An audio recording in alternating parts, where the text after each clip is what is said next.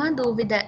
Sobre as aulas gravadas, elas estão, os links é possível encontrar por onde? Porque, assim, pelo Teams aparece somente uma aula, pelo menos para mim. E aí lá no Ava eu não consegui localizar. Então, Natasha, vocês têm lá no AVA as aulas gravadas, né?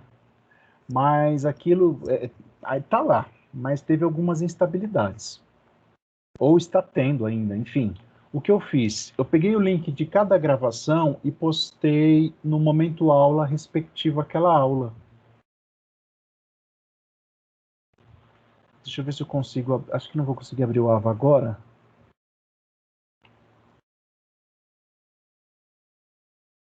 Eu não vou conseguir abrir o AVA agora. Mas, enfim, se você entrar lá na unidade 1, momento aula, tá o link lá. Unidade 1, sessão 2, momento aula, tá o link. E assim, sequencialmente, até o nosso encontro de hoje. Tá bom, eu vou dar uma olhadinha aqui e qualquer coisa eu te sinalizo, tá bom? Mas obrigada. Tá, imagina. Se alguém tiver sem acesso a esse conteúdo, me avise também que eu mando os links para você, tá, Natasha? Aí você compartilha com a turma aí.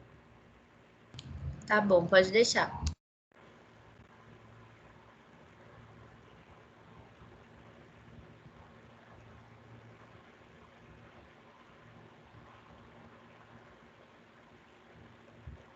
Estou tentando verificar aqui quais que estão.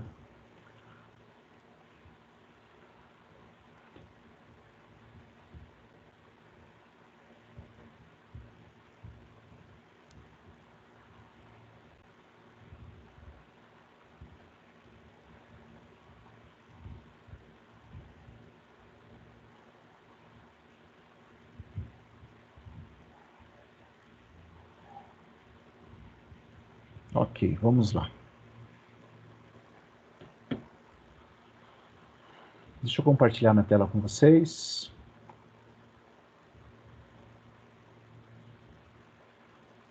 Alguém tem alguma dúvida sobre a avaliação, gente? Quer fazer alguma pergunta?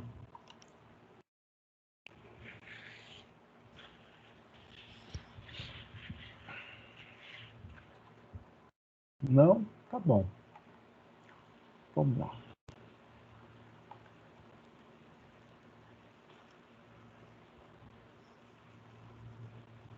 Vejam se vocês conseguem visualizar aí o meu slide. Consigo, professor. Obrigado, Vinícius.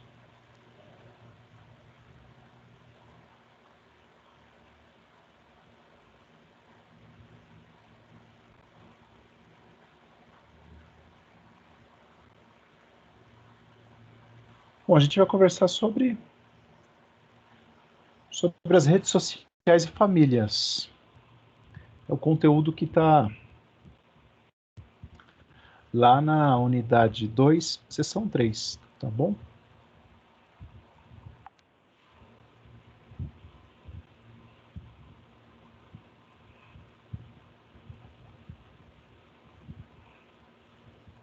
E alguém está tentando entrar agora. Espera aí, deixa eu ver quem que é.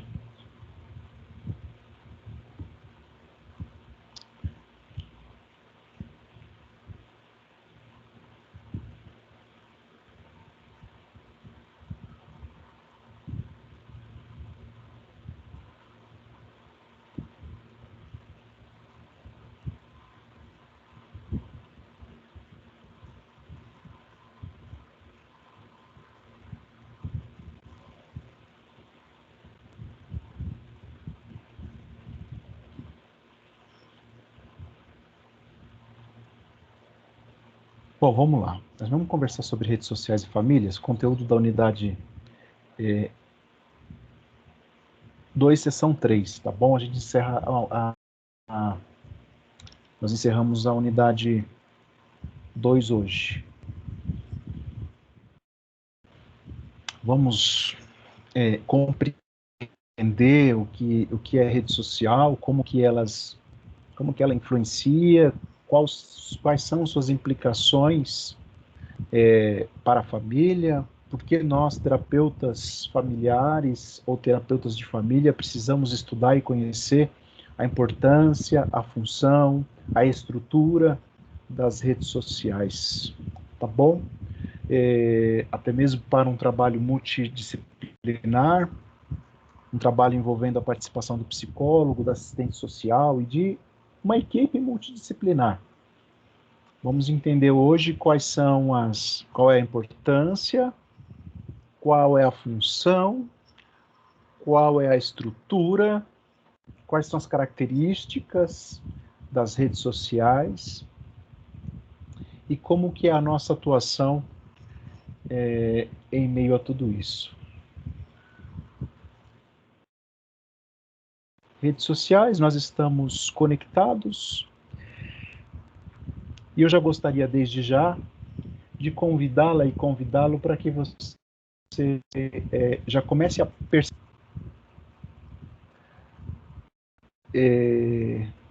as suas próprias conexões. E eu digo de conexões com pessoas, não redes sociais virtuais da internet, mas redes sociais como conexões que nós estabelecemos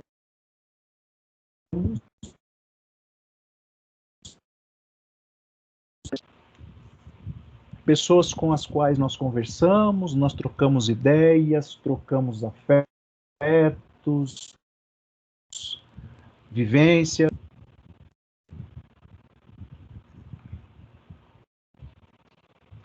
Essas pessoas, sejam elas pertencentes à nossa família nuclear, lembram que a família nuclear é o casal com o seu grupo de filhos, ou a nossa família extensa, que é a família nuclear, mas aquilo que muitos chamam de agregados, o sogro, a sogra, um tio, um avô, um cunhado que mora junto e que cuidam um do outro, que trocam afetos e que estão ali compondo essa família.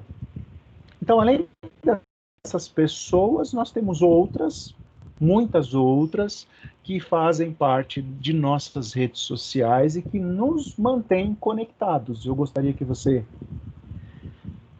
mantesse essa palavra em atenção, para que isso possa contribuir com o nosso entendimento da importância das redes sociais para a nossa atuação com famílias. Tá bom?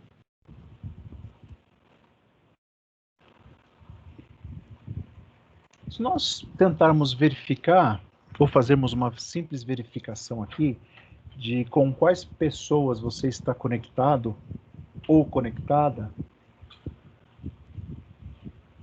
pense por um momento comigo quem faz parte da sua família. Não precisa responder, tá? Só pense aí com você mesmo e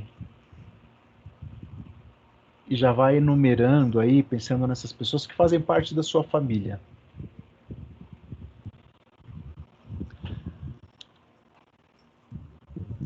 A partir dessa verificação, observe quem são as outras pessoas que fazem parte da sua rede social. Vamos entender rede social. Pessoas com quem nós temos conexões, pessoas com quem nós temos interações, com quem nós conversamos, com quem nós nos relacionamos. E aí você pode pensar em pessoas do seu trabalho, pessoas do seu círculo de amizade, pessoas de algum grupo que você frequenta, pessoas de alguma instituição religiosa, de alguma associação, enfim, comece a pensar primeiro nas pessoas que fazem parte da sua família e depois nessas pessoas que vão compondo essa sua rede social.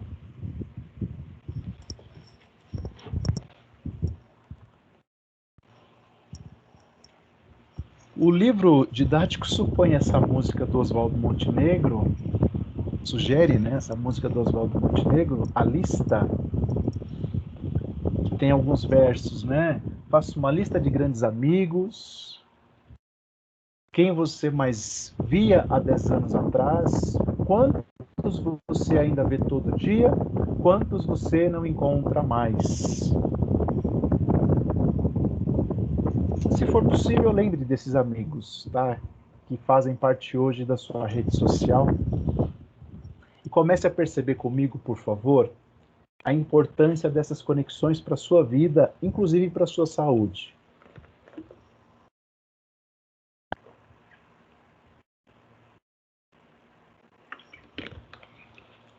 Talvez alguns fazem parte da sua rede e você tenha um contato mais próximo, mais íntimo, mais frequente. Talvez outros você até o considera como pertencente à sua rede, mas já estão mais distantes. Já faz um bom tempo que você não vê, já faz um bom tempo que você não encontra, já faz um bom tempo que você não faz uma ligação, não recebe uma ligação ou não troca uma mensagem.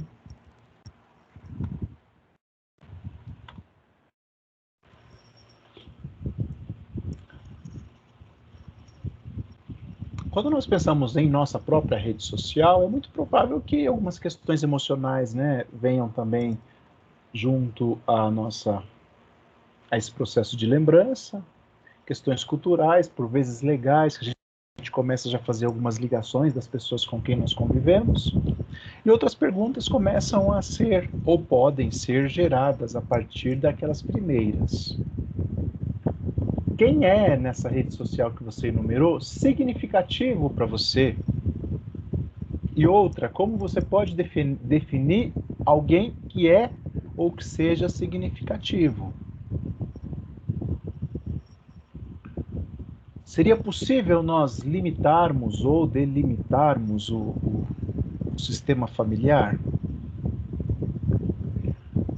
E como nós tratamos nessas pessoas da família, as pessoas que fazem parte da nossa rede social, mas não são da nossa família? Eu espero muito que você esteja aí nesse processo de raciocínio junto comigo, tá bom? Isso vai nos ajudar muito na nossa compreensão das redes sociais e família.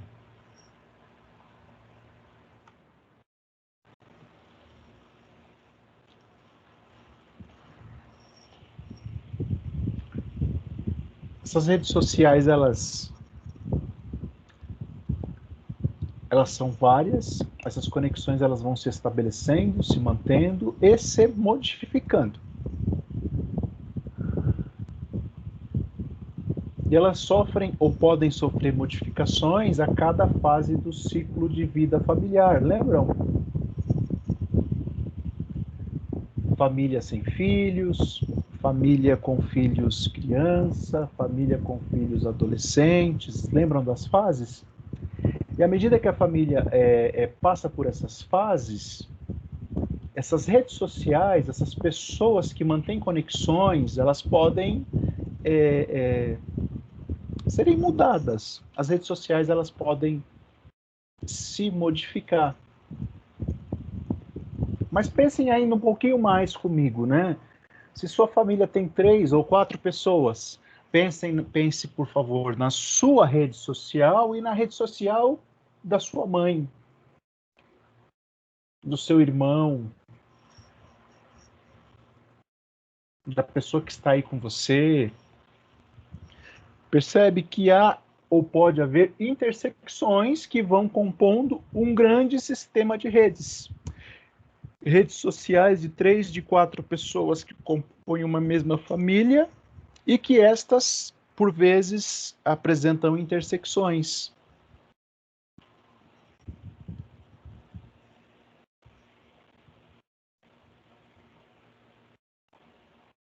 Em outras palavras, alguém muito importante e significativo da sua rede social, talvez um amigo do seu trabalho, pode também estar na rede social do seu irmão. Ou como amigo do seu irmão, ou como colega de faculdade. São intersecções que essas redes vão apresentando. As fronteiras significativas do indivíduo não se limitam à família nuclear ou extensa, mas incluem todo um conjunto de vínculos interpessoais, o SLUX, que faz essa afirmação.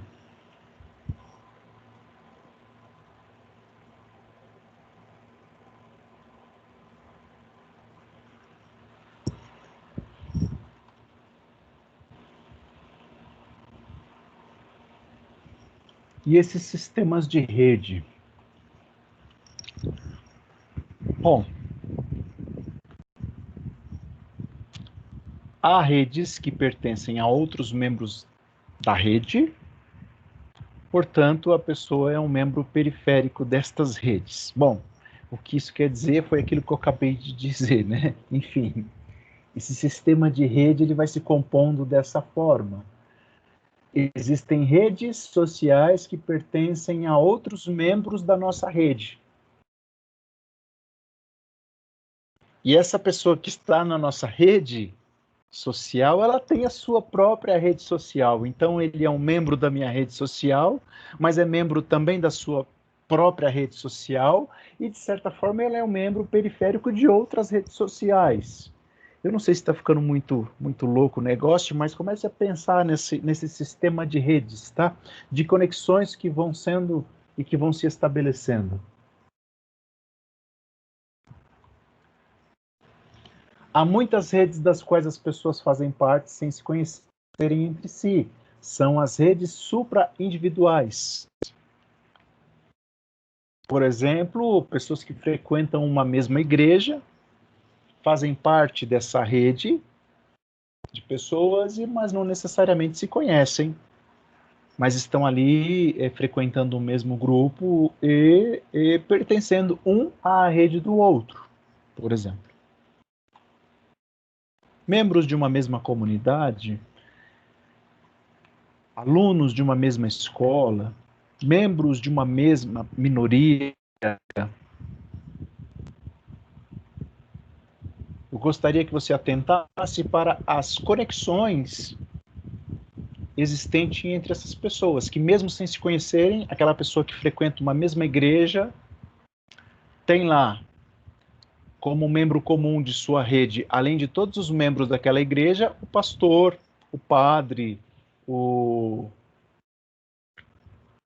sei, algum outro líder religioso lá, que é um membro comum da rede das pessoas que estão ali, e que isso fornece ou favorece ou promove uma intersecção entre a rede dessas pessoas, assim como as pessoas dentro de uma mesma escola. Por exemplo, aqui nós, nessa sala de aula, nem todos nos conhecemos, mas nós estamos estabelecendo uma rede social por conta de pertencermos à mesma instituição de ensino.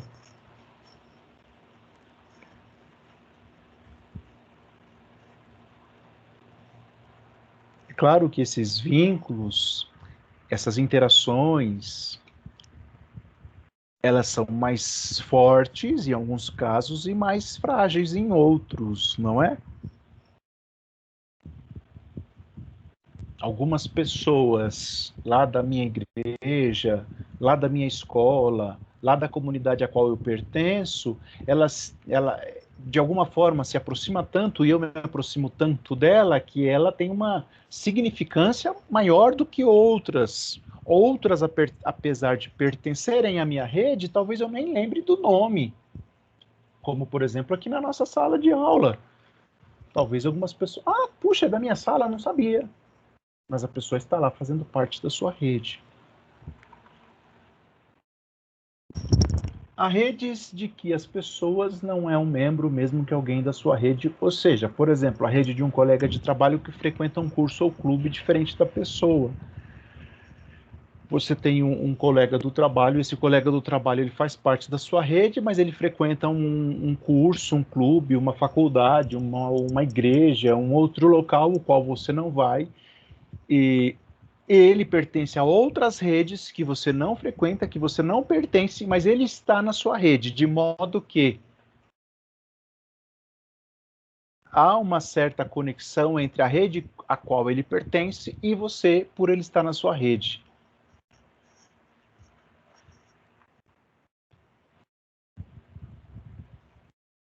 Há redes com as quais nem a pessoa, nem os membros da sua rede têm vínculos, mas sua importância pode afetar a todos. Por exemplo, aí as políticas públicas ou culturais, né? Pertencemos a uma grande rede social e que decisões afetam a todos nós de alguma forma.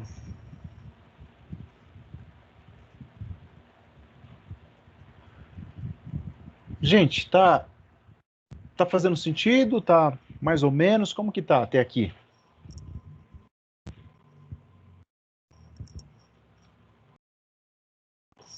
Dá para entender, professor. Tá tudo bem. Estou acompanhando aqui, sim, professor. De boa, tranquilo. Legal. Boa. As relações significativas. Essa rede social,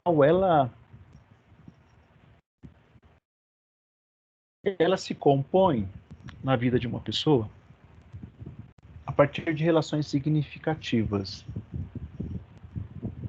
a partir de interações que vão sendo desenvolvidas, iniciadas e desenvolvidas e criando significado para essas nossas interações. Nossas relações interpessoais com as outras pessoas. E eu acredito que você deva ter pensado, né, na sua rede social e nos vários grupos dos quais você pertence. E veja o significado que possui as suas relações interpessoais com as pessoas do seu trabalho. O significado que possui as suas relações interpessoais com o pessoal aqui da sua sala de aula, da sua turma. O significado que possui as relações interpessoais com as pessoas que frequentam a mesma comunidade religiosa que você. O significado que possui as relações interpessoais quando você está lá na roda de amigos que você tem. Talvez 1, talvez 2, talvez 3, talvez 10 amigos mais próximos. Essas relações são significativas no sentido de que elas favorecem a construção da nossa identidade, elas estão relacionadas ao nosso bem-estar, à autoria da nossa própria história, elas estão relacionadas à nossa saúde, e elas estão relacionadas também, significativas, no sentido de que elas podem e vão nos auxiliar na solução de situações de crise.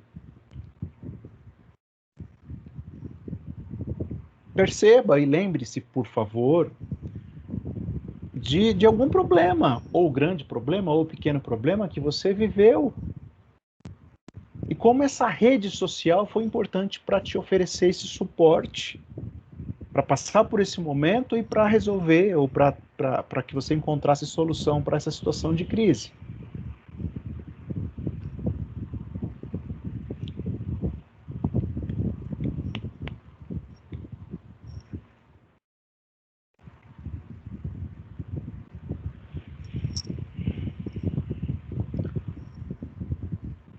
Mapa da rede social.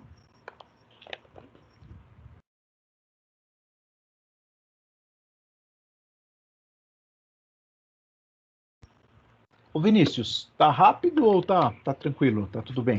Eu tô tirando foto agora, professor. Ó, eu só tô com uma dificuldade. Eu não sei se é minha internet ou a do senhor. Eu gostaria aí do auxílio dos colegas, porque às vezes a sua voz enrola, enrola, enrola. Eu não sei se eu tenho que sair ou voltar de novo. Ué, o que será? Eu acho que deve ser a minha internet. Mas eu assisti a aula essa semana, tava ok. Mas com a sua eu tô tendo essa dificuldade. No comecinho picotou um pouco, mas depois estabilizou aqui. Não, aqui também não tá. Nessa não, comigo também não tá legal, não. Aqui parece que tá ok, viu, Vinícius? Mas qualquer coisa você me avisa que a gente tenta restabelecer aqui, né, de alguma forma. Obrigado, professor. Imagina. Bom, a gente fez até esse momento aqui, buscamos uma compreensão do que seja a rede social. Também conversamos um pouquinho da importância da rede social para a nossa vida. E nós temos essa ferramenta, esse instrumento chamado de mapa da rede social, que é uma maneira de nós sistematizarmos e ele se constitui como um recurso útil na nossa prática profissional quando nós trabalhamos com terapia de família. Aliás, não só na terapia de família, né, mas no atendimento individual também pode ser um recurso bem interessante. Eu vou compartilhar com vocês esse mapa da rede social para vocês perceberem como que nós podemos utilizar. É uma sugestão, né, para o atendimento de famílias, que o autor, o Slux, eu tenho dificuldade para pronunciar o nome desse rapaz, mas enfim, que ele nos apresenta para essa intervenção com famílias, ou principalmente, né, não necessariamente em famílias, mas para nós clarificarmos, para nós desenvolvermos conexões saudáveis nessas redes sociais.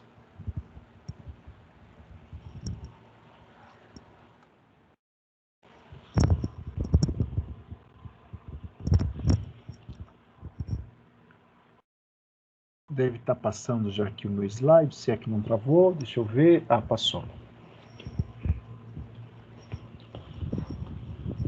Veja que é um mapa que não tem nada de complexo, né? É bem simples. No centro do mapa, nesse pontinho mais preto, tá o indivíduo. Cada quadrante desse círculo representa uma área, um grupo familiar, um grupo de pessoas que mantêm conexão com esse indivíduo.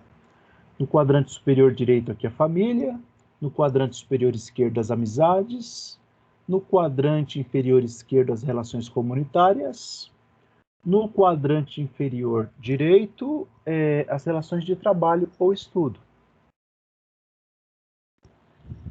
E aí nós temos também relações com os sistemas de saúde e as agências sociais, que por vezes integram essa rede social desse indivíduo. Por exemplo, quando uma pessoa é atendida no CRAS, no CREAS, no CAPES, em uma UBS, esse sistema de saúde ele passa a compor a rede social desse indivíduo. Mas a gente vai conversar sobre isso daqui a pouquinho. Como que isso é preenchido? Ou como que você pode pensar no preenchimento, e você pode até fazer, né, pensando na sua própria rede social, como uma atividade como um exercício para você experimentar essa ferramenta, esse recurso, né? Você vai fazer uma lista com as pessoas que compõem a sua família, uma lista com as pessoas que compõem o seu hall de amizades, uma lista com as pessoas que compõem as suas relações comunitárias, e aqui você pode colocar pessoas de uma ONG que você frequenta, de uma igreja, de um clube, de uma associação. E você vai fazer uma lista também das pessoas que compõem as suas relações de trabalho e ou estudo. A partir dessas 4 listas, você vai enumerar por ordem de proximidade, de intimidade, de significância, essas pessoas. As pessoas que ficaram aqui dentro desse círculo menor são aquelas pessoas que são mais próximas a você, que são mais íntimas. As pessoas no círculo intermediário são aquelas um pouquinho mais afastadas. E no grande círculo, no último círculo, são aquelas pessoas que estão na sua rede social, mas com pouco contato, né?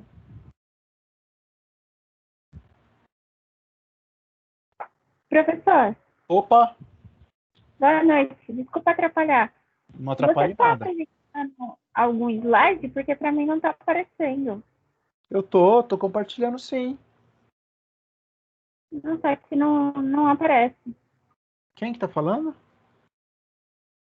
Meu nome é Sandy. Sandy? Isso. Ué, Sandy, eu tô compartilhando e eu tô aqui usando meu celular também, para mim tá aparecendo. Mais alguém tá sem ver o slide?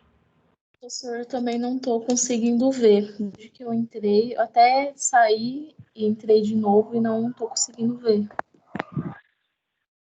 Eita, Luana. Luana já não viu na semana passada, não Professor, foi? eu tô vendo.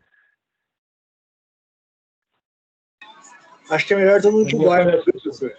Hã? Melhor todo mundo ir pro bar mesmo, viu? Não, pô, vamos estudar terapia familiar. Boa noite, professor. Para mim tá aparecendo o mapa da rede social, é isso? É isso que nós estamos. Eu acho interessante. Para mim também está aparecendo. Eu acho interessante Para mim também aparece. Engraçado, viu? Ô Sandy, Luana, tenta sair e entrar novamente para ver se a gente consegue resolver, para que vocês possam ver.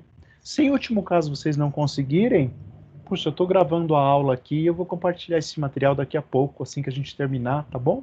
Aliás, ele já está disponível no AVA, mas a aula... Professor, licença, eu vou mandar o slide para elas no grupo, para elas que ir acompanhando, que eu já baixei ele aqui, que ele estava lá no AVA, pode ser? Bom, Natasha, por Ajuda, favor. né? Por favor. Tá bom, então. Legal, obrigado. Aí vocês vão abrindo aí e vão acompanhando. Bacana. Obrigada, viu? Imagina. Vamos lá. Qual que é o objetivo desse mapa, né? Ele tem por objetivo, como eu disse, clarear as relações da pessoa e ativar, de acordo com as necessidades, as potencialidades desta rede.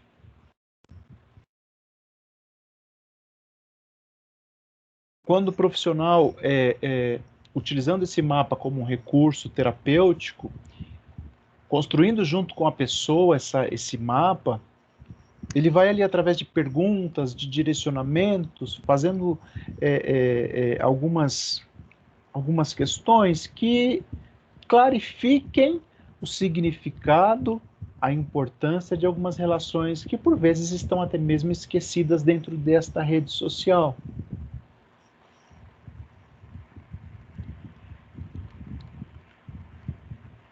E se for o caso, é um recurso terapêutico, né? Se for o caso, ele vai proporcionar ou direcionar para que essas conexões com essas pessoas sejam ativadas.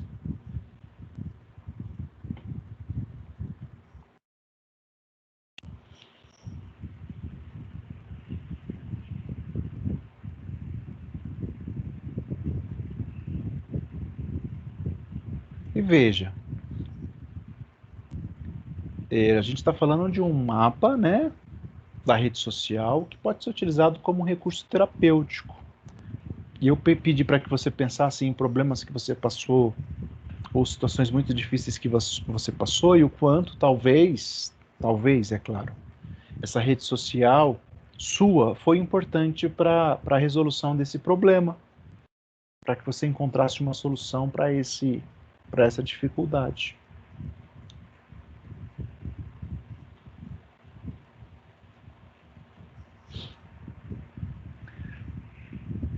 Um exemplo pessoal, eu moro ao lado da minha tia. Tem um muro que separa a nossa casa. Num momento muito difícil da minha vida, ela, o meu tio, minhas primas foram assim muito importantes na solução daquele problema. Eu ouço elas falando e conversando todos os dias, às vezes até falam alto demais, né? Mas já faz, eu acho que... eu não sei precisar quantos meses, mas alguns meses que eu não vejo minha prima. Minhas duas primas, na verdade. Apesar de ouvi-las todos os dias. É um exemplo só para você pensar, tá bom? Não estou dizendo que você precisa ver essas pessoas, mas enfim, a gente vai perceber que isso vai causando distanciamentos na sua rede social. Por vezes, pessoas que estavam no círculo intermediário ou no círculo ali mais central começam a entrar no círculo mais distante. Mas, enfim, esse mapa, como recurso terapêutico, ele também proporciona a condição para que a pessoa conheça a sua própria rede social, identifique essas pessoas e reative essas relações, que por vezes estão distantes, por vezes estão pouco utilizadas. E o mapa, ele permite que a pessoa visualize isso aí, junto com o terapeuta, né?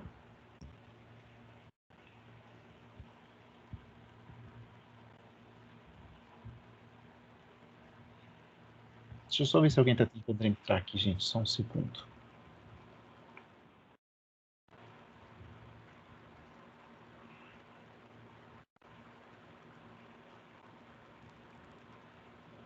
Tem alguém que não está me ouvindo. É a Jane. Ô, Jane, não sei, pode ser talvez a sua conexão. A minha parece que está boa, né? Até esse momento, não sei.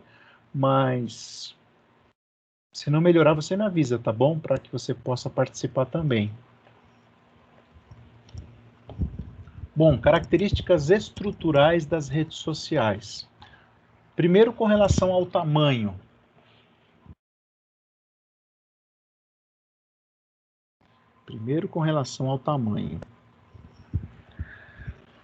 O autor afirma que redes de tamanho médio são as ideais.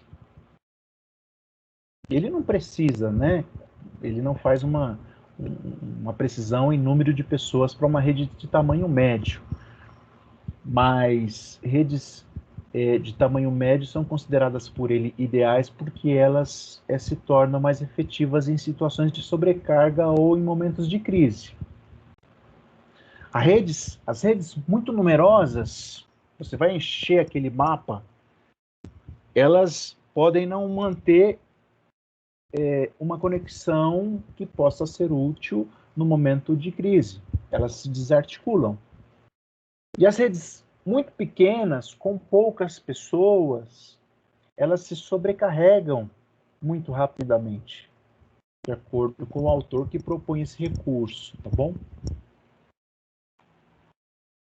Com relação à densidade, o que é uma rede densa ou não densa? Os membros da rede, eles possuem ligação entre si. Quanto mais membros possuem relações entre si, além do próprio indivíduo, maiores são as chances de essa rede que é mais densa funcionar mais positivamente no momento de crise, de dificuldade, de auxílio a essa própria pessoa.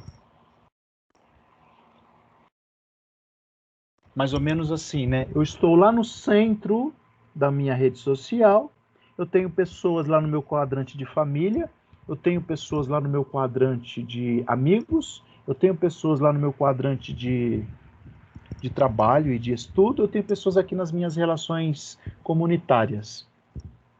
As pessoas que estão aqui na minha família, muitas conhecem os meus amigos, que conhecem as pessoas da igreja que eu frequento, que conhecem as pessoas lá do meu trabalho. Isso faz com que a minha rede social seja mais densa. E no momento de crise, de conflito, de problema que eu esteja vivendo, essa densidade da minha rede pode ser muito útil na solução desse problema em que eu estou vivendo.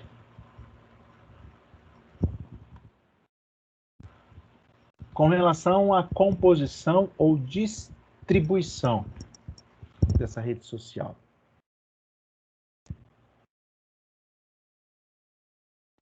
Aqui diz respeito ao número de pessoas que você tem em cada quadrante. Talvez lá no meu quadrante de família eu tenho 15 pessoas, 10 pessoas. No meu quadrante de amigos, 1. No meu quadrante de relações comunitárias, nenhum. No meu quadrante de trabalho, 2. Percebe como a minha rede está desproporcional? Quando há muita concentração em um dos quadrantes, essas redes elas podem ser menos flexíveis e efetivas, né? No momento de dificuldade, de crise, a minha rede pode não ser tão eficiente.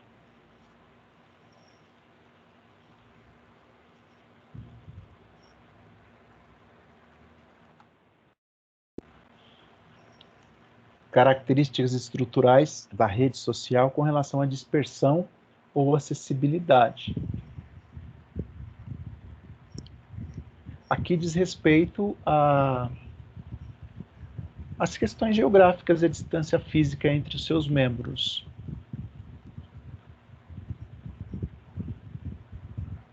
Mas além da distância física, a distância entre os membros, não necessariamente a física e geográfica, como eu mencionei aqui o meu exemplo da minha prima, que apesar de nós estarmos fisicamente tão próximos, e ela estar dentro da minha rede social, cara, faz meses que eu não a vejo pessoalmente. Há uma distância, percebem? Pode ser que aconteça, pode ser não, né? Com certeza. Ela pode passar por alguns problemas e crises e eu nem fique sabendo. Assim como eu posso passar por alguns problemas e crises que ela poderia me ajudar muito, mas ela nem fique sabendo, por conta da distância que que está estabelecida entre nós.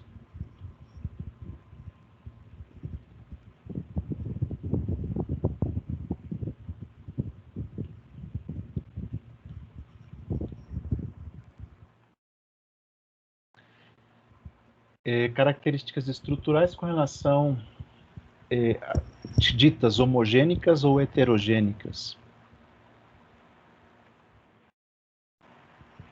Redes que possuem semelhança, né, de idade, de sexo, cultura ou nível socioeconômico são as chamadas homogênicas e elas podem tanto ser vantajosas ou não na resolução de um problema.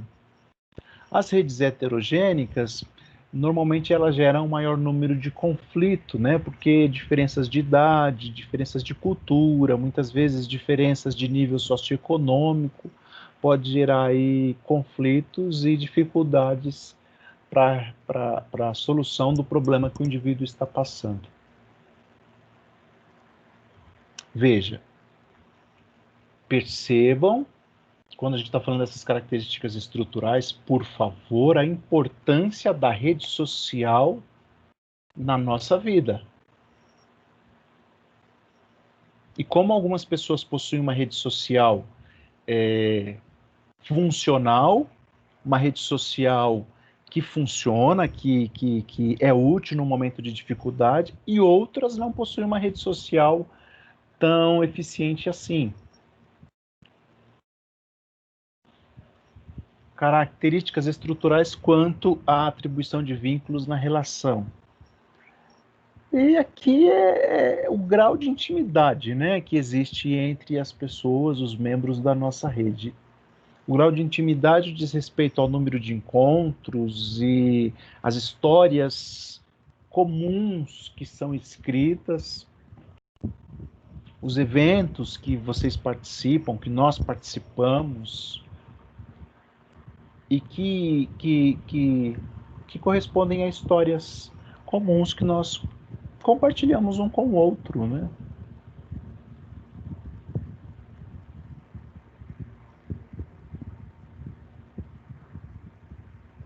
E se a gente pensar na família nuclear ou na família extensa, muitas vezes, e o pensar também, é claro, nesse recurso terapêutico que é o mapa da rede social, muitas vezes, dentro da própria família,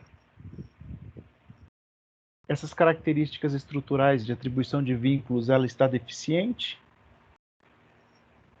Não há histórias comuns, não há encontros, apesar de conviverem e viverem na mesma casa, não há intimidade. Cada um almoça e janta no seu quarto. As pessoas são muito mais íntimas do seu aparelho de celular do que das pessoas com quem convivem. Você não sabe do que as pessoas gostam ou deixam de gostar. Nós não sabemos, muitas vezes, o problema que a pessoa está passando ou não. Talvez nesse exato momento está lá a pessoa dentro de casa passando por um conflito gigantesco, a gente nem sabe. A gente só, oi, tudo bem? Pai, vai para o quarto. Oi, tudo bem? Vai para a sala. Oi, tudo bem? Sai. e o grau de intimidade ele é muito deficiente.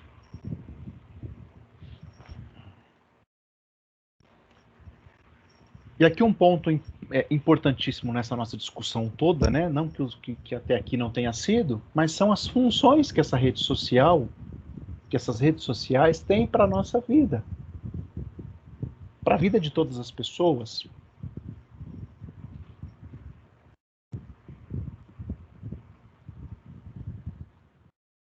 O primeiro é a companhia social.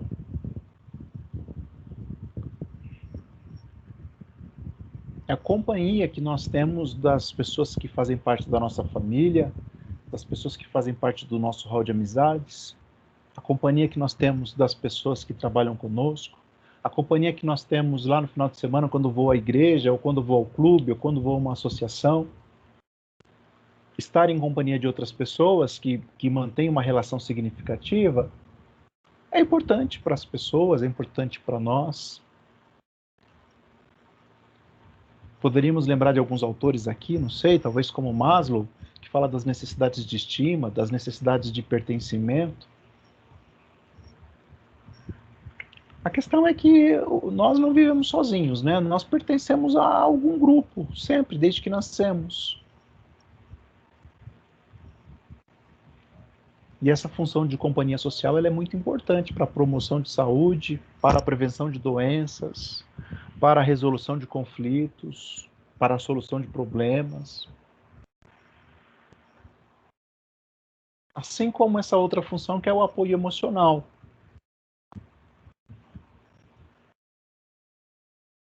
É esse suporte que nós recebemos quando nós não estamos bem emocionalmente. Quando nós nos frustramos, quando nós estamos angustiados, quando nós estamos tristes, quando nós passamos por um momento de muita dificuldade, nós nos entristecemos, nós temos esse apoio das pessoas que compõem as nossas redes sociais.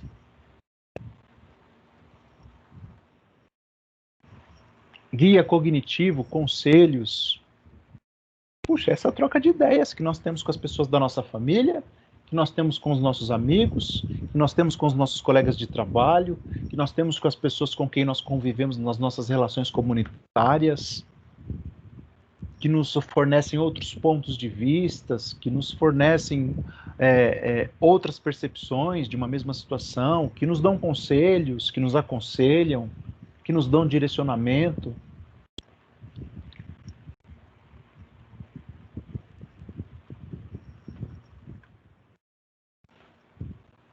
A outra função é essa o que o autor chama de regulação social, que diz respeito à orientação também do que eu posso fazer, do que eu quero fazer, de quais são os meus papéis, quais são as minhas funções nessa rede, nessa sociedade. Na minha relação, a partir desses conselhos e aconselhamentos que eu recebo, eu vou desenvolvendo essa regulação social e desenvolvendo os meus papéis. E a ajuda material e de serviços, que de alguma forma a nossa rede social ela tem essa função de muitas vezes nos dar um suporte material. Muitas vezes um encaminhamento de um serviço, muitas vezes numa dificuldade financeira, a minha rede social pode ser quem me ajude, muitas vezes uma ajuda material em vários sentidos, não sei, uma carona, sabe? São ajudas materiais que nós recebemos, que são simples, mas que são ajudas, né? E que dentro da rede social nós podemos encontrar esse suporte. Sabe, é um exemplo que eu lembrei aqui, bobinho, mas que faz sentido talvez para ilustrar essa ajuda material. Você está no ponto de ônibus lá, o pessoal lá do seu bairro passa, indo lá para o mesmo local que você vai, só que você não conhece o pessoal, né? A pessoa não te conhece, mas de repente passa um amigo, passa alguém da sua família, você está indo para lá, eu também estou, vamos junto. É um exemplo bobo, mas que eu acho que ilustra um pouquinho essa função da rede social.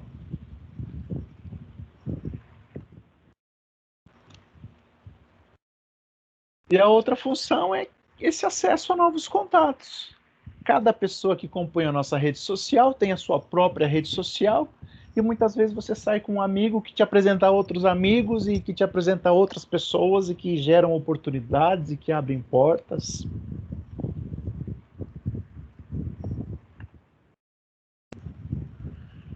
Como as redes sociais podem se modificar?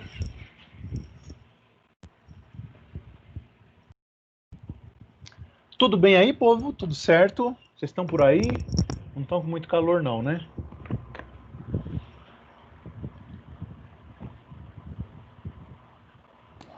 Tá demais, professor. Tá quente, né? Nossa. Demais. Ontem e hoje tá bem alta a temperatura, né? Parece que vai chover o final de semana, vai amenizar um pouquinho, né? É, Não, a professor, temperatura vai vai ficar cair. dando para acompanhar assim bem a matéria. Oi? Desculpa, não ouvi?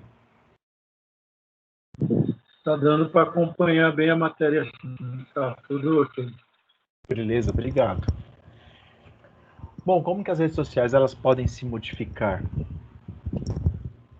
Algumas experiências de perda, de dor, ou mesmo de alegria, as próprias mudanças de fase do ciclo de vida, nascimento de filhos, a criação de filhos, cooperam para que essas redes se organizem, para que essas redes tenham novos significados, para que essas redes se articulem, né, que os membros se articulem entre si e possa acontecer algum tipo de modificação.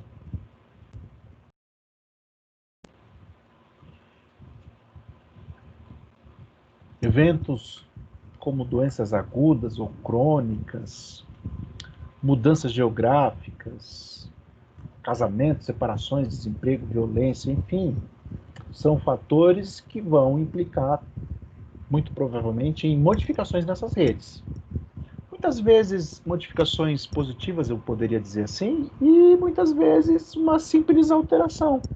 Pessoas que saem de nossas redes e pessoas que entram. Às vezes um evento como uma doença grave pode ser um evento muito desagradável, muito ruim, muito difícil, mas que você descobre pessoas assim muito significativas dentro da sua rede social. Muitas vezes pessoas que você nem imaginava, que você nem esperava, são as que vão estar mais próximas de você.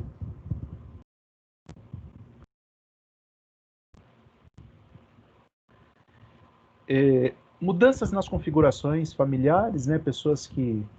Filhos que se casam, filhos que saem, pessoas que se mudam e vêm morar com a gente.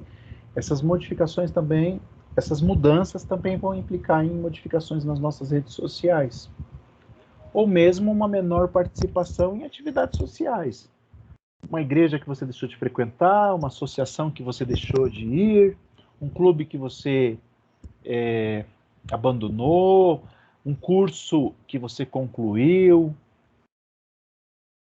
São modificações que vão ocorrendo, são mudanças que vão ocorrendo e que vão modificando as nossas redes sociais, né?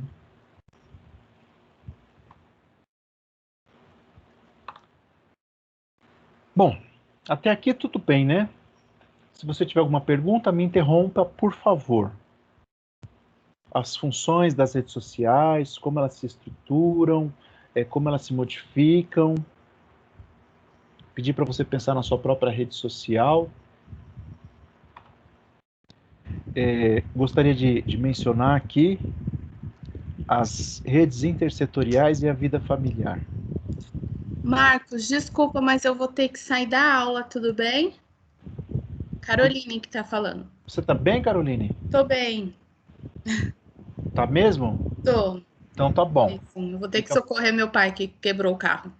Ô, coitado. Ajuda ele lá, importante. Tá bom? Obrigada. Tchau. Fica tranquila. Bom trabalho lá. Obrigada. Tchau, tchau. Tchau. As redes intersetoriais e a vida familiar. Bom, o que a gente entende por intersetorialidade, né? E a vida familiar. Aqui a proposta do livro didático é nos convidar a pensar na nossa prática profissional como terapeutas que vamos estar atuando com famílias. O SUS, ele tem o Sistema Único de Saúde no nosso país, ele tem alguns princípios, né, como universalidade, regionalidade, descentralização. A intersetorialidade é algo que caracteriza também o SUS, o nosso Sistema Único de Saúde. E o SUAS, que é o Sistema Único de Assistência Social, que é composto por equipamentos como o CRAS e o CREAS, Centro de Referência e Atenção Social e o Centro de Referência e Atenção Especial Social, acho que é isso aí, se não me falha a memória. Especializado, é isso, o CREAS. Bom, essa articulação existe, né, ou é importante que exista, uma articulação das políticas públicas que compõem esses equipamentos de saúde no setor no qual eles estão inseridos. É importante que nós profissionais entendamos, né, e nos apropriemos desse conceito de intersetorialidade.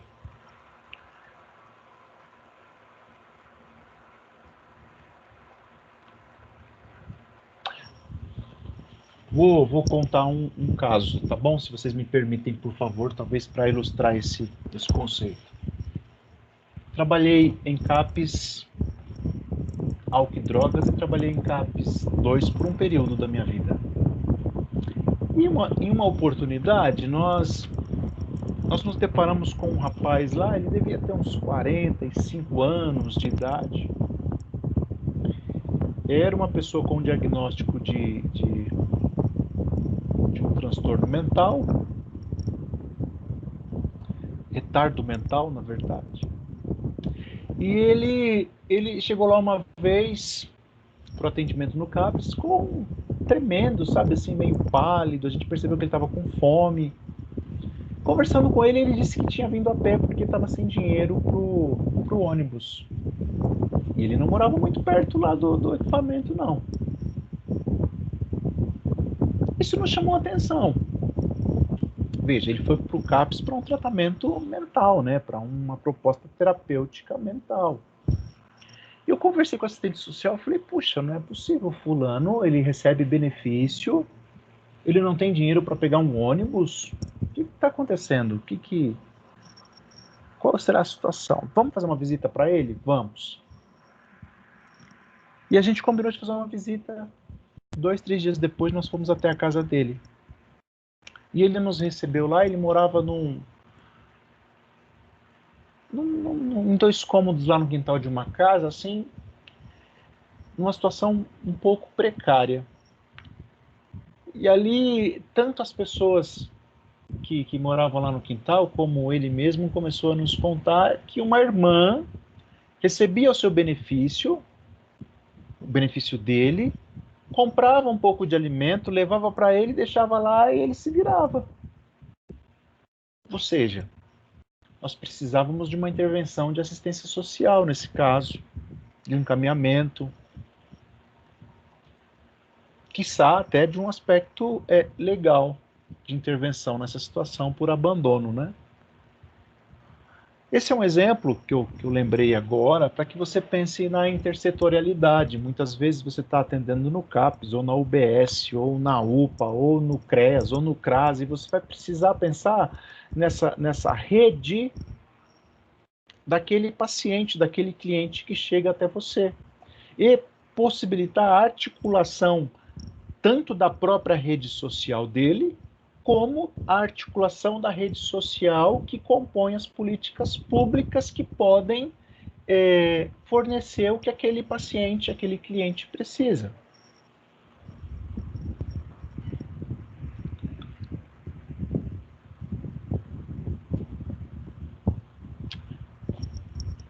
Ok? Tudo bem? Lá no serviço público, você vai ouvir o termo matriciamento. Se você já teve aula de políticas públicas ou de clínica ampliada, ainda não. Você vai ter, provavelmente, você vai ouvir esse termo, matriciamento. E é essa proposta de que haja uma articulação entre todos os serviços. Para quê? Puxa, para quê? Para articular, para reativar, para proporcionar condições para que esse paciente, para que essa pessoa encontre recursos para um desenvolvimento mais saudável em sua vida.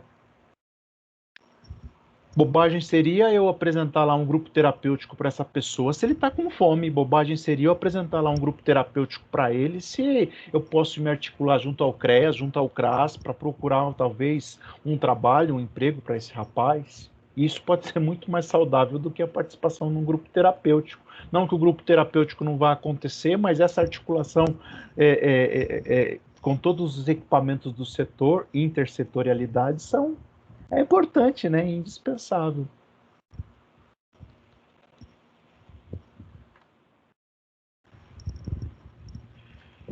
Bom, trabalhando com famílias em situações de pobreza, violência e exclusão sociocultural. E aqui você tem algumas possibilidades a serem observadas. Você pode trabalhar no serviço público. Se você for para o serviço público, com certeza você vai se deparar com famílias em situação de pobreza, de violência e de exclusão sociocultural. Se você for para o terceiro setor, trabalhar em alguma ONG, muito provavelmente você vai se deparar atuando com famílias em situação de pobreza, violência ou exclusão sociocultural. Se você for para a psicologia da educação, atuar em escolas, muito provavelmente você vai atuar com famílias em situação de pobreza nessa condição. Se você for para a clínica sua, para o seu consultório, dependendo de onde você estiver instalado, também pode ser que você se depare com famílias em situação de pobreza, violência ou exclusão sociocultural. E ao psicólogo, é um trabalho que exige bastante atenção por conta da complexidade das relações interfamiliares nestas famílias. Para que você desenvolva esse trabalho adequado, acho que adequado é uma palavra certa, não sei, mas enfim, para que você ofereça um trabalho que possa auxiliar essas pessoas, você vai precisar de criatividade, de adaptação, no sentido de ir muito além de uma proposta psicoterapêutica, de ir muito além de uma proposta terapêutica, que por vezes não considere todos os outros fatores e variáveis envolvidas na rede social de uma família em situação de pobreza, de violência e ou exclusão sociocultural.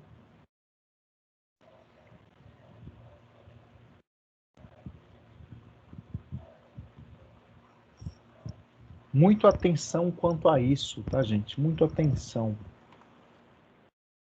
Bom, o livro ele nos apresenta algumas situações que eu quis trazer aqui para a nossa conversa, mas, poxa, depois você lê o livro didático, se aprofunda um pouco mais, tá bom? Porque são muitas e muitas possibilidades.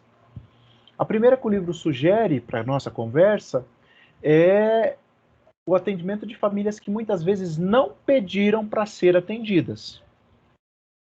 Você atender famílias que muitas vezes não pediram para ser atendidas.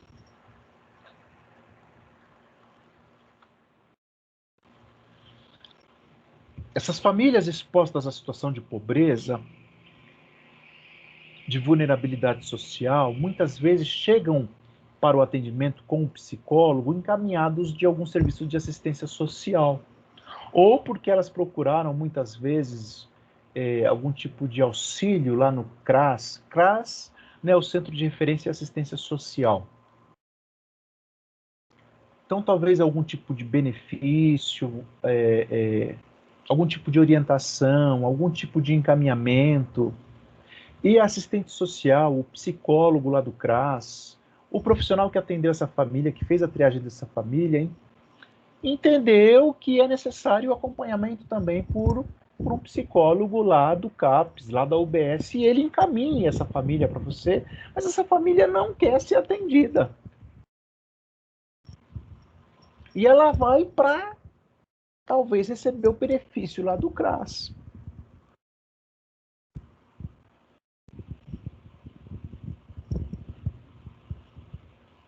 Ou uma outra situação também, quando há uma intervenção do conselho tutelar. Há uma queixa de vizinhos, por exemplo, há uma intervenção do conselho tutelar e o conselho tutelar coloca como uma condição proposta e estabelecida pela autoridade judiciária de que a pessoa, para manter a guarda dos seus filhos, elas estejam em acompanhamento psicológico, mas elas não querem. Mas elas vão para manter essa condição estabelecida. Qual que é o nosso papel? A gente está falando de um cliente involuntário, né? Um cliente que não quer. Bom, além de paciência, de muito cuidado, além de uma comunicação não violenta, de uma comunicação acolhedora, além de respeitar o tempo dessas pessoas, a primeira tarefa do terapeuta, do psicólogo, da psicóloga é se diferenciar das instituições oficiais e normativas. E deixar claro que você não está ali para fazer ou para cumprir uma determinação do juiz, que você não está ali para avaliá-las e que você não está ali para fazer nenhum tipo de perícia, mas que você está ali para auxiliá-la em sua saúde. Se vocês me permitem mais um caso, por favor. E esse caso para mim foi bem emblemático. Também da época que eu trabalhava no CAPS. Estava lá eu uma vez e recebi um prontuário e falaram, você vai ter que atender esse rapaz aqui. E me falaram que ele era um cara um tanto quanto truculento. Grosseiro, tal. Bravo. Qual que era o histórico? Um vizinho desse rapaz percebeu que o filhinho desse rapaz, enfim, deixa eu melhorar a história. Morava esse rapaz, um filhinho, molequinho de 6, 7 anos, e uma menininha também na mesma faixa etária. Ele morava sozinho, esse homem era separado. Um vizinho, esse cara foi trabalhar, um vizinho percebeu, enquanto as crianças brincavam, que o menininho estava com as nádegas, com a bundinha toda assada.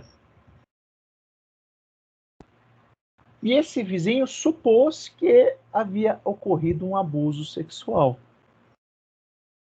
Acionou o conselho tutelar acionou a delegacia acionou a autoridade judiciária. Essas crianças foram recolhidas num abrigo municipal. E uma condição proposta e estabelecida para esse rapaz é que ele passasse por acompanhamento psicológico. E eu fui... e chegou até mim esse rapaz. Imagina, o cara não queria ser atendido, mas foi por conta dessa determinação. Diante de mim, ele acreditava que eu ia fazer algum tipo de avaliação psicológica para saber o que de fato tinha acontecido e se ele tinha condições de cuidar dos filhos. Bom, resumindo a história, depois de algum tempo, de alguns atendimentos,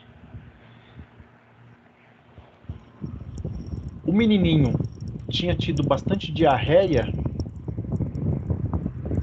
e por isso que o menininho estava assado.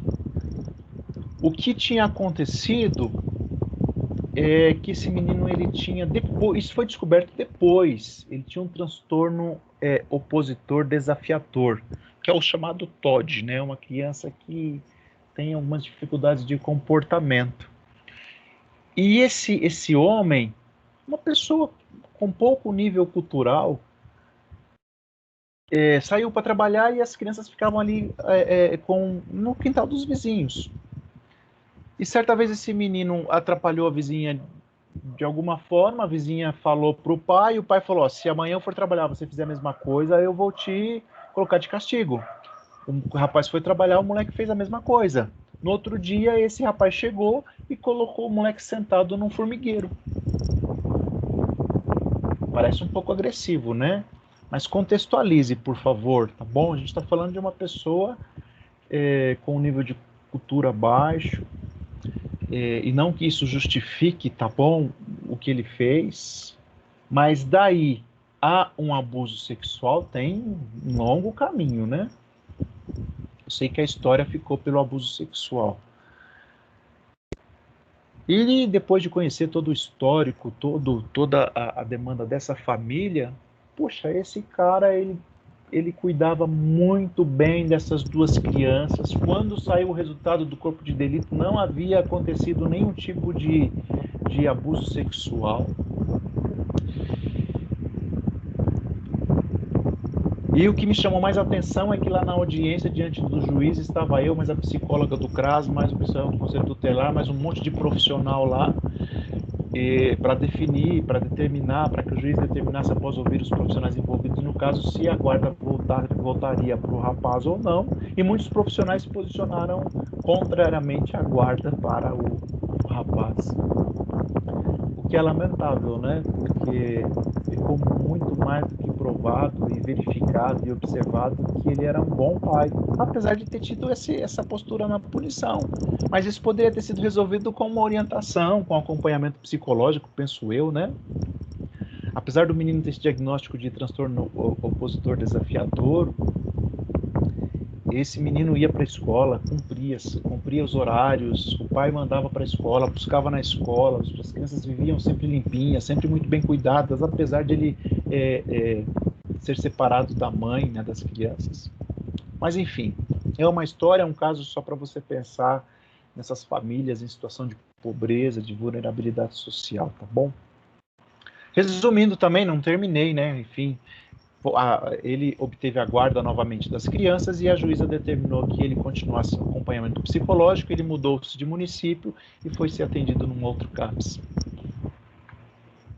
Bom, uma outra situação, relacionamento com instâncias institucionais de assistência social e jurídicas, que é um caso parecido com o anterior, né? Uma situação parecida com a anterior, mas aqui é especificamente quando o encaminhamento para o atendimento psicológico é feito lá pelo CRAS, pelo CREAS, ou por uma determinação judicial. Nesse caso, essa família ela pode entender ou olhar para essa instituição de assistência social ou para essa instância jurídica como um inimigo, como alguém que está impondo algo para que ela faça. E é importante que nós tomemos muito cuidado para que a gente não tome partido nem do lado da família, nem do lado da instituição que nos encaminhou o caso. Porque nós não estamos ali para isso.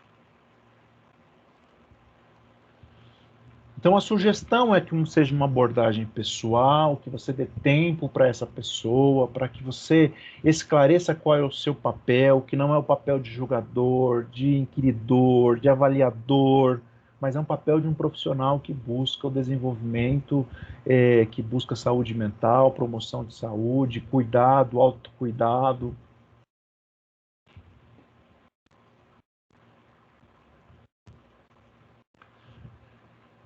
Um outro caso bem rapidinho, tá bom? Atendi também um rapaz contrariado, porque foi por uma demanda judicial. Um rapaz não, um senhor, né? E esse deu um pouquinho de trabalho e eu nem sei como que se resolveu esse caso. Ele tinha uma filha, a menina tinha por volta de 10, 12 anos, não me lembro exatamente, mas ele trocava, esse rapaz tocava, e ele comprou um teclado para essa menina. A menina aprendeu a tocar teclado, porque ele achava e acreditava que essa menina precisava ser cantora, e tinha talento para ser cantora, e de fato a menina tocava, né, muito novinha, e cantava e tudo mais, só que ele fazia shows, sabe, shows em bares, shows em bairros assim. Esse rapaz fazia shows, e ele obrigava essa menina a ir e ficar tocando ali a noite inteira.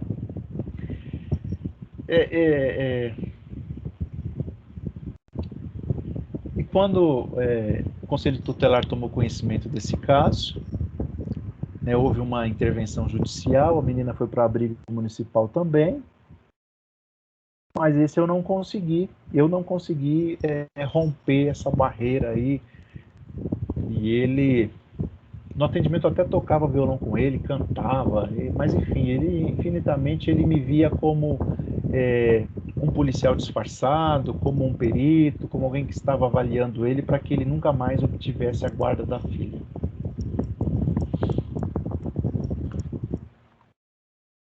Bom,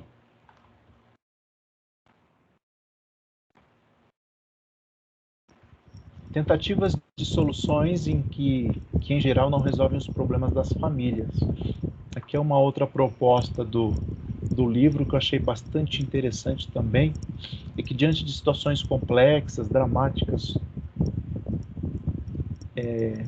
lidando com famílias em situação de pobreza, de vulnerabilidade social, o profissional ele pode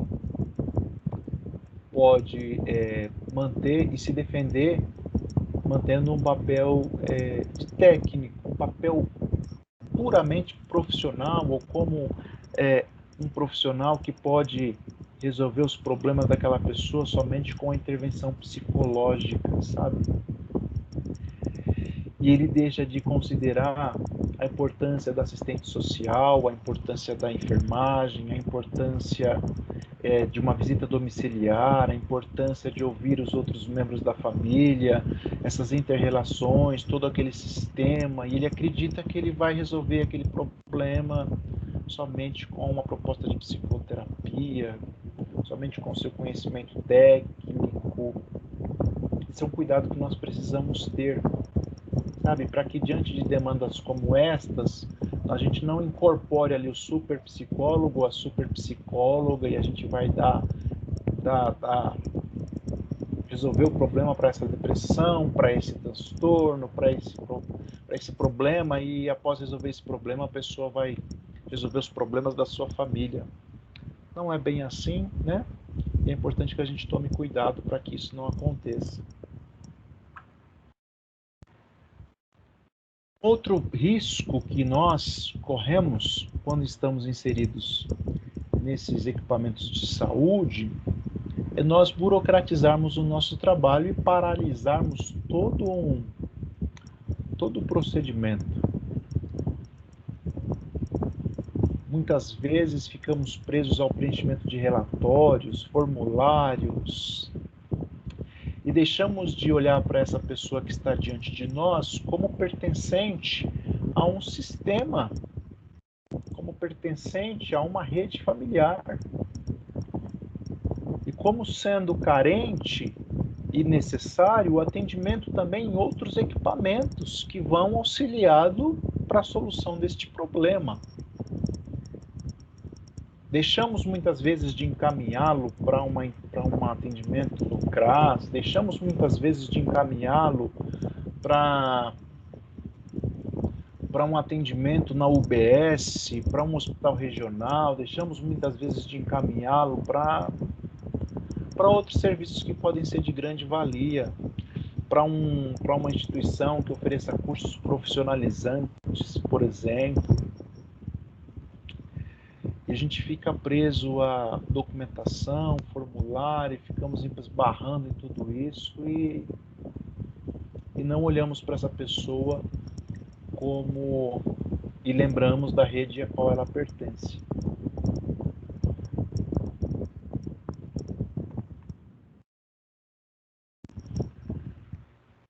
Estamos quase acabando, tá, gente? Estamos quase acabando, mantenha firme aí. Um outro problema, né, uma outra questão que quando você trabalha com famílias em situação de pobreza e vulnerabilidade social,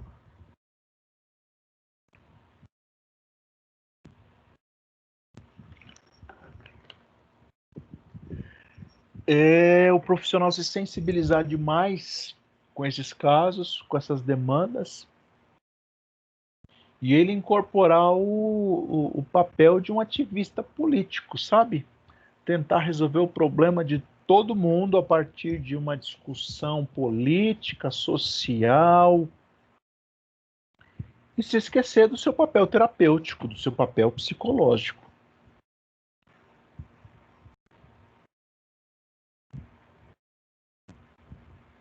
E a demanda, quando você estiver lá você vai lembrar disso que eu estou falando. A demanda nesses serviços de saúde é muito grande. Talvez você se depare com famílias que você queira ajudar, que você queira trabalhar com elas e você não dê conta porque a sua própria agenda já está super sobrecarregada. Você vai encontrar pessoas que estão sendo injustiçadas pelo próprio sistema, pelo próprio governo municipal, estadual, federal. E vocês, fazendo parte do sistema do serviço público, você é um representante do governo municipal, estadual, federal. Por exemplo, né? Então, cuidado com esse papel de ativista político ou de salvador, querendo salvar todos, porque nós não vamos salvar todos. Se você proporcionar um papel, um serviço, ofertar um trabalho adequado para as pessoas que chegarem até você, ético, com compromisso humano, com competência técnica, olhando para essa pessoa e lembrando que ela pertence a uma rede e que muitos outros serviços de saúde público e gratuitos estão disponíveis para que você possa encaminhar essa pessoa, e não é só encaminhar, é encaminhar e ligar, e ir até o outro serviço lá para conhecer o que está acontecendo, como foi a recepção dessa pessoa. Se você fizer isso, cara, você vai estar cumprindo com o seu papel de psicólogo, de psicóloga, inserida nesse serviço e atuando com essa população, com essas famílias. Tudo bem, gente? Tá aí a referência do livro didático da Cláudia Cacau Furia César e do Juarez Soares Costa, que é um livro digital muito bom, hein? Diga-se de passagem. Obrigado a todos que participaram. Gostaria de saber se vocês têm alguma pergunta. Façam agora, por favor, se tiverem.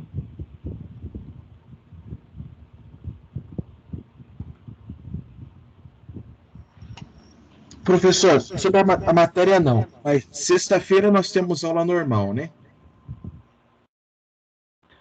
Sexta-feira nós não vamos ter aula, Vinícius. Perfeito. Semana que vem é a semana de provas, né? E apesar de essa semana que vem vai ser semana de provas. E aí nós não temos aula na semana que vem e nem na outra, porque a outra é a semana da psicologia. Ah, legal.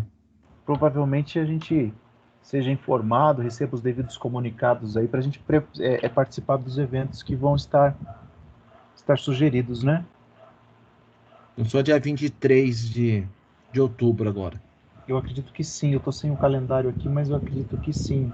Próximo final de semana é 8, 9, no outro 16, no outro 23, é isso mesmo. Mas tá bom. Obrigado, professor. Bom fim de semana. Imagina. Se preparem, gente, para fazer a prova. A partir das 14 horas na segunda-feira, dia 5, ela está disponível, tá bom?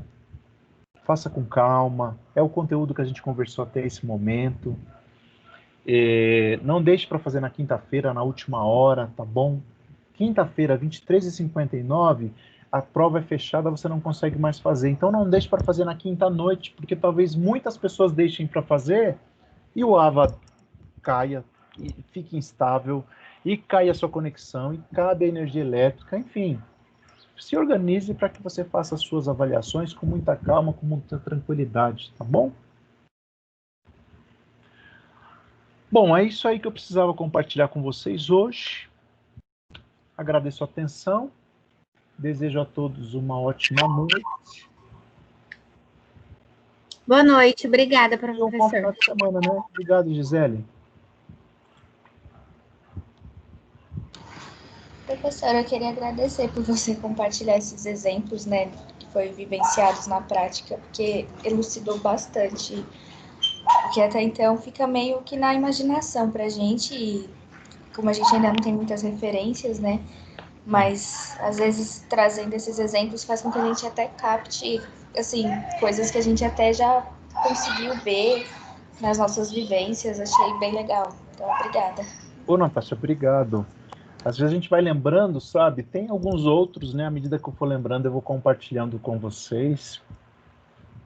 Mas eu acho importante, né? E quem sabe a gente tem a oportunidade, talvez numa outra disciplina, quando essa pandemia acabar, enfim, de visitar esses equipamentos pessoalmente, de conversar com profissionais que lá estão, né? Para o nosso crescimento e desenvolvimento. Tá bom? Obrigado, viu, Natasha? Ah, seria incrível, né? Mas vamos vivenciar isso sempre. Vamos sim. Espero que sim.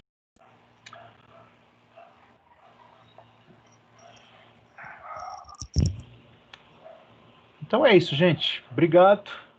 Bom final de semana. Aproveitem, curtam o calor, tá bom? Boa noite. Isso, curtam o calor. Boa noite, professor. Boa Obrigada. noite Você pra também. vocês. Boa noite, Tchau. professor. Boa noite, professor. Boa noite, Professor, professor. boa Muito noite. obrigado. Boa noite. Boa noite, gente. Obrigado.